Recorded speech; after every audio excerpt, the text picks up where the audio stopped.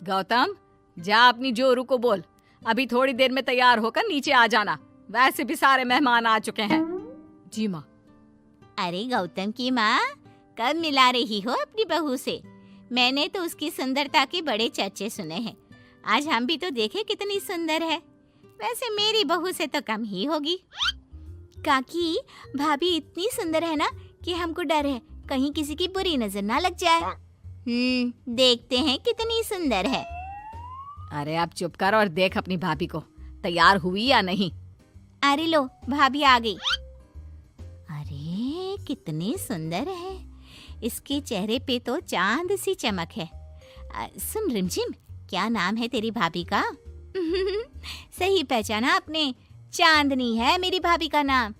क्या हुआ काकी, मुंह से बाहर शब्द नहीं निकल रहे? या चांदनी भाभी की चांद सी सुंदरता ने आपका मुंह बंद करवा दिया? हाँ, सुंदर तो है, पर सुंदरता से क्या होता है? लड़की में गुण भी तो होने चाहिए। मेरी बहू में सुंदरता के साथ साथ संस्कार भी है। अरे वाह गौतम, सच्ची में तुम्हारी बीवी बहुत सुंदर है। हाँ, एकदम चांद जैसे अलग चमक रही है तुम्हारी बीवी इस पूरी पार्टी में। बात तो तुम एकदम सही कह रहे हो। इस भीड़ में भी सबसे अलग चमक रही है मेरी चांदनी। आज इस पार्टी में तुम्हारी बीवी की सुंदरता ने 4 चांद लगा दिया है। कुछ दिनों बाद जब गौतम की माँ आस पड़ोस की औरतों से गप्पे मार रही होती है। माँ जी, मेरी माँ की तबीयत थोड़ी खराब है, आप इजाजत दो तो क्या मैं और गौतम एक बार वहाँ हो आए? हाँ हाँ बहू, ठीक है। जब शाम को गौतम काम से आ जाए तो अपने मायके हो आना। ये क्या, उसने बोला और तुमने जाने दिया? हाँ, अभी उसने बताया तो सही, उसकी माँ की तबीयत खराब है। लेकिन तुमने जाने क्यों दिया? तुम्हें मना कर देना चाहिए था। लेकिन क्यों? अरे तुम्हारी बहू को अभी शादी किए थोड़े ही दिन हुए हैं और वो अपने मायके जा रही है। अरे घूमने थोड़ी ना जा रही है, वो अपनी माँ को देखने जा रही है। अरे कुछ नहीं जानती, बहुत भोली हो। ये बहुएं बस बहाने बनाती हैं अपने मायके जाने के लिए। मैं तो कहती हूँ तुम अपनी बहू पे थोड़ा ध्यान दो। एक तो तुम्हारी बहू रूप की सुंदर है, कहीं तुम्हारे बेटे को बहला फुसला ना दे। अरे लेकिन वो ऐसा क्यों करेगी?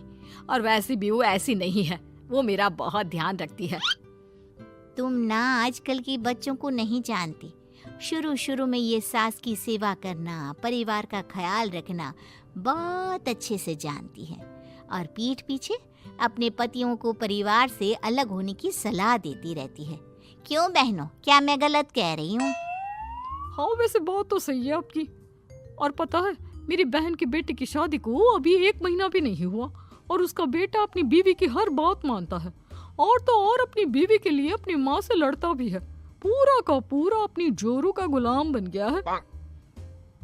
तुम्हारी बहू वैसे भी इतनी सुंदर है, ऊपर से पढ़ी लिखी भी है। और आजकल की पढ़ी लिखी लड़कियां अपने पति को चिकनी चुपड़ी बातों में फंसाकर अपना काम निकलवाना जानती है। हाँ। अरे हाँ, पर मेरी बहू चांदनी समझदार है। हाँ यही तो बात है। तुम किसी के चेहरे पे देखकर उसके दिमाग में क्या चल रहा है वो थोड़ी ना बता सकती हो। और हाँ, अपनी बहू के चांद से सुंदर चेहरे को देखकर धोखा मत खा जाना। अरे जरूरी थोड़ी ना है जो इंसान चेहरे से सुंदर हो वो मन से भी सुंदर हो, क्योंकि चांद पे भी तो दाग होते हैं। थोड़ी देर बाद सभी अपने अपने घर चले जाते हैं। शाम को चांदनी और गौतम घर आते हैं।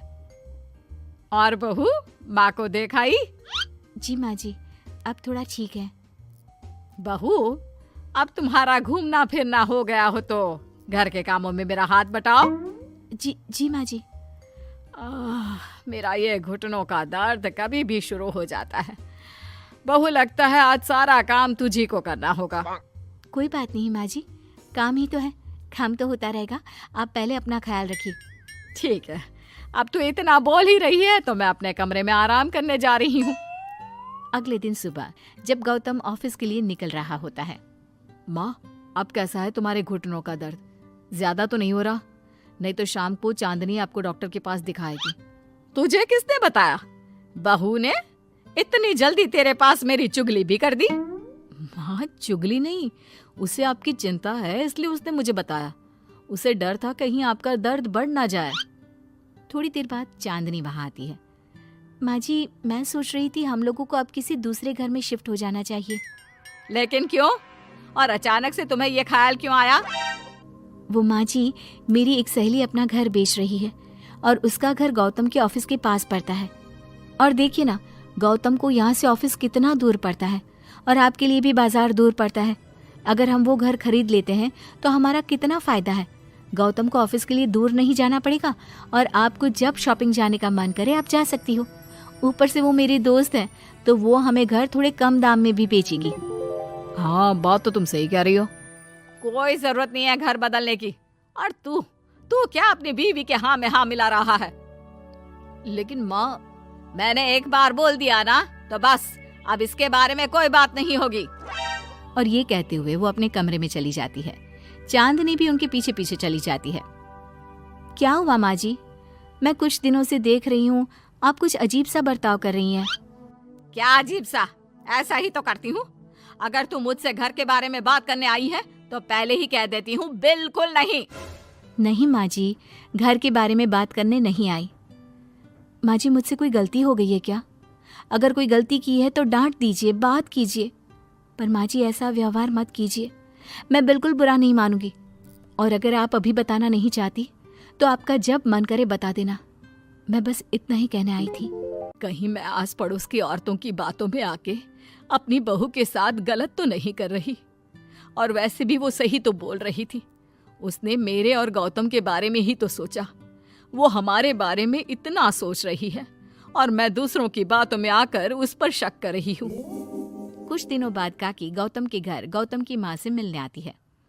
और गौतम की माँ, कैसी हो? मैंने सुना तुम घर बदल रही हो। हाँ, वो वहाँ से गौतम का ऑफिस पास पड़ता है ना, वहाँ की तरफ ज्यादा सुविधाएं भी है।